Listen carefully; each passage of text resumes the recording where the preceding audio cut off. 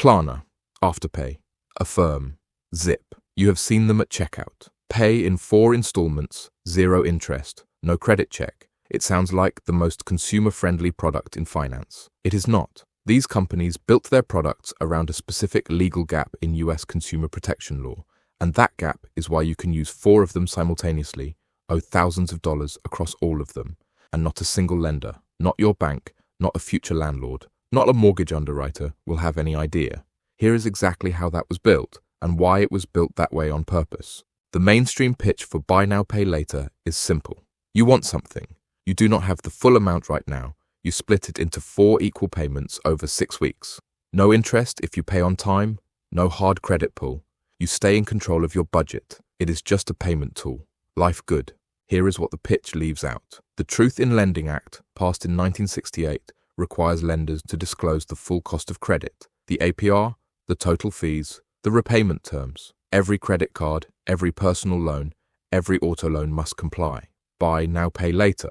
Products in the pay in 4 format are specifically structured to fall outside the definition of credit under TILA, not accidentally. The structure, 4 payments, 6 weeks, was engineered to avoid the regulatory threshold that would trigger disclosure requirements. The product that looks most like credit is the one with the least legal obligation to tell you what it actually costs.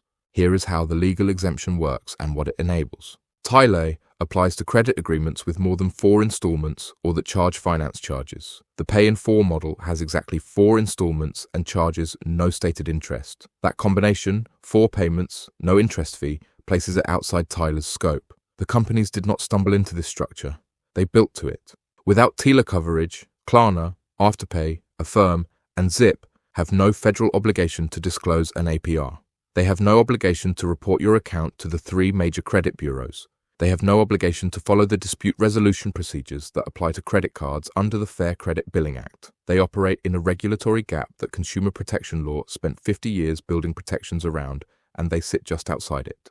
Now here is where it compounds. Because BNPL accounts are not reported to Equifax, Experian, or TransUnion in any standardized way, lenders cannot see them. You can open a Klarna account on Monday, an Afterpay account on Tuesday, an Affirm account on Wednesday, a Zip account on Thursday. Each lender runs a soft check or no check. None of them can see what the others did. You now have 4 active payment obligations totaling potentially thousands of dollars, and your credit file shows none of it. A person buys a $200 item on Klarna, 4 payments of $50, then $400 on Afterpay, 4 payments of $100, then $600 on Affirm, 4 payments of $150, then $300 on Zip, 4 payments of $75, total owed $600. Monthly payment obligation, approximately $750. Their credit report shows 0. Their bank sees normal debit card activity. No system flags this. No underwriter sees it. The debt is real. The visibility is not. Here is where it gets worse. When payments are missed, the late fees on small balances are structured in a way that produces extremely high effective interest rates when annualized. A $7 late fee on a $50 payment is 14% of that payment. Annualized across 4 payment cycles, that is not 0 interest. It is closer to 90% APR on the money that was late. But because TILA does not apply, there is no requirement to disclose that number. The product markets itself as interest-free. The fee structure tells a different story when you do the math. There are several specific mechanics inside the BNPL system that each operate differently and each exploit the same regulatory gap in a different way. The TILA exemption, the foundational loophole. By staying at exactly 4 installments and structuring fees as late fees rather than finance charges, Pay in 4 BNPL avoids classification as credit under federal law. This is not an oversight in the legislation. TLAA was written before BNPL existed. The companies found the gap and built their core product around it. The CFPB flagged this specifically in its 2022 Buy Now Pay Later report, noting that BNPL borrowers lack the protections that apply to comparable credit products. Phantom debt, the invisibility problem created by the TILA exemption. Because BNPL is not classified as credit, there is no standardized requirement to report it to credit bureaus. This means underwriters making decisions about mortgages, car loans, and apartment rentals cannot see BNPL obligations. A borrower can appear financially clean while carrying substantial short-term payment obligations. When the CFPB surveyed BNPL users in 2022, it found that 13% of users had taken out 5 or more BNPL loans in a single year. The debt stacking that enables this is invisible to the financial system around it. The merchant subsidy.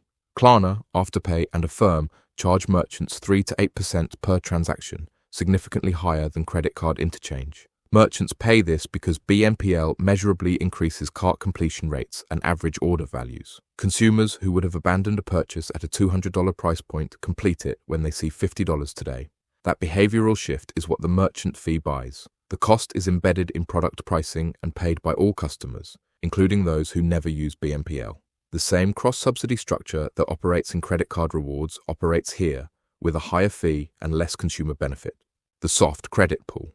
Most pay-in-4 BNPL products use a soft inquiry or no inquiry. This is marketed as consumer-friendly. It also means lenders are extending credit without the information required to assess whether the borrower can repay. The CFPB found in 2022 that BNPL users are more likely to be financially distressed than non-users, more likely to carry credit card balances, more likely to have used overdraft protection recently. The product designed to skip the credit check is being used disproportionately by people for whom a credit check would reveal the most risk. Longer-term BNPL products. Pay-in-4 is the entry product. Affirm, Klarna, and others also offer installment loans of 3, 6, 12, and 24 months. These longer products do charge interest, do fall under Tile A, and do sometimes report to credit bureaus, but they are marketed under the same brand identity as the zero-interest short-term product. A consumer familiar with Klarna's Pay-in-4 assumes the same terms apply to the 6-month option. They often do not. The brand trust built by the short-term product transfers to the longer-term product, which operates very differently. What could possibly go wrong? Here is what this looks like when it runs at scale.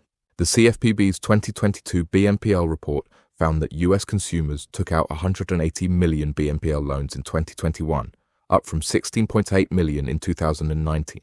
That is a 10-fold increase in 2 years. The 5 companies surveyed in that report, Affirm, Afterpay, Klarna, PayBright, and Zip, generated $24.2 billion in loan originations in 2021. The delinquency rate on those loans was 3.8%. For context, the delinquency rate on credit cards in the same period was around 1.5%.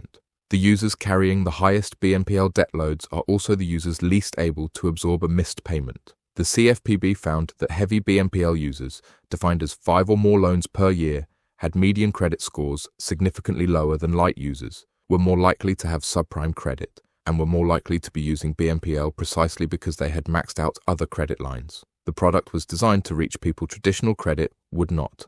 That is what the no credit check pitch actually means. When a consumer misses a payment on a credit card, the Fair Credit Billing Act gives them dispute rights, chargeback rights, and clear escalation procedures. When a consumer misses a payment on a BNPL loan, they are dealing with a company that has no federal obligation to offer any of those protections. Some do, some do not. The variation is wide and not disclosed at checkout. Yes, this is real. In September 2022, the Consumer Financial Protection Bureau published a report titled Buy Now, Pay Later: Market Trends and Consumer Impacts. It was the first comprehensive federal examination of the BNPL industry. The report documented the TILA exemption, the credit reporting gap, the delinquency rates, and the demographic concentration of BNPL use among financially vulnerable consumers. The CFPB concluded that BNPL borrowers lacked the baseline protections that apply to functionally equivalent credit products and flagged the need for regulatory action. In 2023, the CFPB issued interpretive guidance stating that many BNPL products should be treated as credit cards under existing law and therefore subject to TILA, the Fair Credit Billing Act, and dispute resolution requirements. The major BNPL companies pushed back. As of 2024, enforcement was still being litigated and most BNPL products continued to operate as they had before the guidance was issued. In the UK, the Financial Conduct Authority moved to regulate BNPL products in 2023, requiring affordability checks and mandating that BNPL agreements fall under the Consumer Credit Act. The US has not matched that regulatory response. American BNPL users have fewer protections than their UK counterparts for the same product from the same companies. If you use BNPL products, here is what the regulatory gap means in practice and what to do about it. 1. Count your active BNPL obligations before opening a new one. Because no single lender can see your full BNPL picture, you have to track it yourself. Write it down: total amount owed across all platforms, total monthly payment obligation. If you cannot state those two numbers accurately, you are managing debt without full information. 2. Never use BNPL for anything you could not pay for in full within a month. The Pay in 4 structure is designed to make larger purchases feel affordable. The question is not whether you can make the first payment. The question is whether you can make all 4 across all active accounts while meeting your other obligations. 3. Understand that BNPL debt is invisible to mortgage and rental underwriters. If you're planning to apply for a mortgage, car loan, or apartment within the next 6 months, your BNPL obligations will not appear on your credit report, but your bank statements will show the payments. Underwriters do review bank statements. BNPL payments showing up at scale can raise questions about cash flow, even when they do not appear as credit obligations. 4. Read the late fee structure before completing a purchase. Every BNPL platform has one.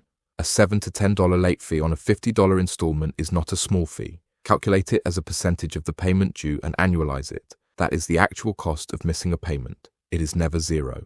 5. If you have a dispute with a BNPL purchase, you do not have the same rights as a credit card holder. You cannot initiate a chargeback through Visa or MasterCard. You are dealing directly with the BNPL company under whatever dispute policy they choose to offer. Document every purchase. Keep confirmation emails. If something goes wrong, you will need that paper trail. 6. Longer term. BNPL products from the same brands are not the same product. A 6-month Affirm loan is not the same as Affirm Pay in 4. Check the APR, the reporting status, and the fee structure before selecting a longer installment option. The brand name stays the same. The terms do not. This is not financial advice. Please do not sue us. If this reached someone who assumed BNPL was just a neutral payment tool, share it. The channel grows when the right people find it at the right time.